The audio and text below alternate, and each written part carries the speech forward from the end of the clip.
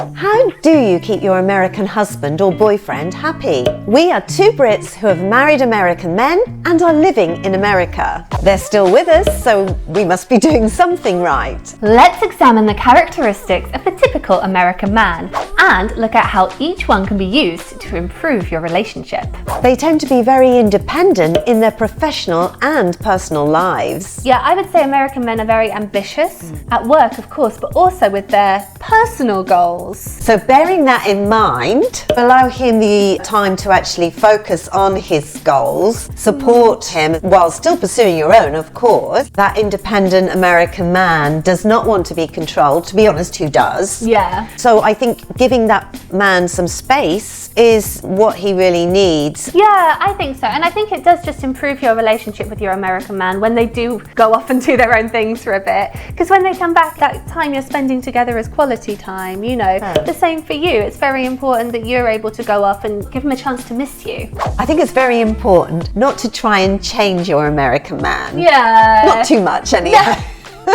Remember why you fell in love with him or why you were attracted to him initially, and don't try and make him more British or whatever your culture is. Show him parts of your culture and hope he'll join in, but I would say love him for who he is. Yeah. And they are not going to want to be changed. No, they are not. They are going to not be happy with that kind of attitude. Because I think in America there's a sense of kind of individualism, self-reliance, you know, an emphasis on individual freedoms that are very important to the kind of psyche of America in general. And yeah, he's not going to like it if he feels like his personal freedom is being limited in any way, or like he can't express himself. There are probably going to be times when you want to, and there's probably going to be times when he wants you to be more American as well. Yeah, exactly. It is a difficult balance, and you know, it depends. Like for us, we came from the UK to here, so we are the ones really that have had to adapt more. The next trait we're going to talk about is American optimism. Oh my goodness, it's one of the first things you notice, especially coming from a country like Britain where we tend to be a bit more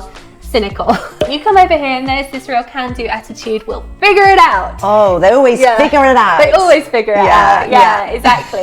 So with that in mind, if you are coming from a country like Britain, or if it's just not in your nature to be optimistic, I think it's good to try and, if he's really enthusiastic about something, don't put the dampers on something straight away. You know, don't just go, no, that won't work. Give him a chance to sort of explain and maybe give it a go. Give it a go? Yeah, exactly. You must be ready to give things a go, because if you don't, you don't know, and you might be wrong. Not often, obviously, but there are times when us women are wrong. Even if it does go bottom up, at least he's had the chance to give it a try and he's not going to resent you for holding him back. Oh, my husband hates it if I'm negative about anything, because you know, we are a bit cynical, aren't we? Yeah. If you're with somebody who is down on everything, I mean, it really gets you down, doesn't it? Let's face it. Yeah, definitely. And I know there are times when we're not all feeling happy and we are feeling a bit sad. Of course, you don't want to be fakely optimistic. No. You have to still be yourself, of course, but it's good to just bear in mind that Americans are going to have this kind of attitude and don't want to hold them back. No, I think I've learned a lot that giving things a go sometimes, things do work out and you gain confidence and you try things that you might not have tried before. So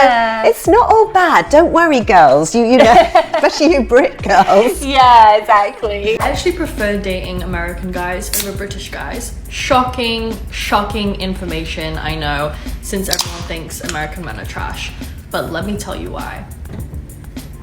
The first is American men are just more confident, and obviously this is not a blanket statement because there's shy guys in America and there's confident guys in the UK too, but in general, like culturally, the US is way more outgoing than the UK. Like in the UK, people don't really say what they think. They don't say what's on their mind. They don't make conversation with strangers. Everyone very much keeps to themselves if they're not already your friend. But in America, it's way more common to speak to a stranger in line at the coffee shop.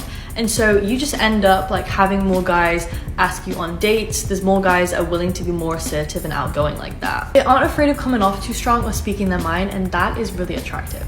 American culture is very, I would say, informal and spontaneous. More laid back maybe than some European countries. And some maybe Asian countries as well, you know, and I think that takes a little bit of getting used to. On a sort of lighter note, you know, Lucy's American husband gets really annoyed if they're out and she's eating pizza with a knife and fork in the proper British way. Yeah, he finds it embarrassing. He's so embarrassed. I think it's important not to lose parts of your culture. Yeah, for sure. Don't get me wrong, I mean, eating a pizza with my hands isn't the biggest deal ever. No. But it's just what you're used to, isn't it? It's good just to recognise there might be certain things about your culture that just don't exist here. Like, I don't know, I mean, maybe British people do this now, but like wearing a hat at the dinner table, I noticed everyone did that when I came to America. Yeah, wearing the normal. baseball cap when you go out At to dinner. Yeah, exactly. Yeah. When you go around people's houses, the men put their sports on, and I think I'd never do that in the UK. It's rude to put the TV on when you're having a get-together because you're there to talk. So I find that does sort of grate with me a little bit. But I understand why, but it doesn't feel right. But, you know, kind of grin and bear it, really. Yeah, exactly. It's hard, especially if you have moved to America for your American man. Yeah. There's obviously going to be little things that are going to take some getting used to. But I don't want to say just kind of like chill out because, you know, I understand that, you know, your culture has a huge influence on how you see things. But I think it is just important to recognise that it's not them being rude. Yeah, that is the important thing, isn't it? It's just a different way of doing things. Yeah, exactly. And there are some things which are lovely about it. You know, if you're with some people who maybe aren't so chatty, it's quite a relief when someone will put the TV on. So yeah, I would say in terms of keeping your American man happy, just give it a try. These little things that maybe seem a bit annoying. A sense of humour. Americans have got a great sense of humour. They're always sort of laughing and joking and, you know, finding the funny side of things. And of course we Brits do too. We just do it differently. Yeah. And I think American men sometimes a little taken aback at things that we say because we've got a very sarcastic, ironic, kind of sharp sense of humour. And I've often said, and I know you have two things out here to left people gasping and looking at you in a very strange way. So they do have to get used to you too. And it's one thing I won't change is my British sense of humour. No, it's don't one of my change it. favourite things. Yeah, I don't think the goal is to change yourself to be more like them. I think the goal is to figure out how you can adapt and sort of combine. Exactly. Understand what they're thinking and kind of embrace it a little bit. American men tend to be very accepting of change and adaptable to new situations. Given the fast-paced nature of American society, it feels like things are changing here all the time. It does. And work-wise, people do move around with their jobs a lot more than they do probably in the UK and maybe other countries. If it's not right, they change it. Yeah, I think that's it. If something isn't right, they don't just sort of stick with it and try and work it out. No. Like, yeah, let's change that. And also the nature of the job, there's less job security, I think, than particularly in the UK, which forces change upon you, and American men have had to live with that. I don't want to say they seem unstable, you know, with the changing of the jobs. That sounds a bit unfair, but I think it can sometimes feel a bit unstable if you're from a country where things are kind of more consistent. I think it's good to remember here that things are just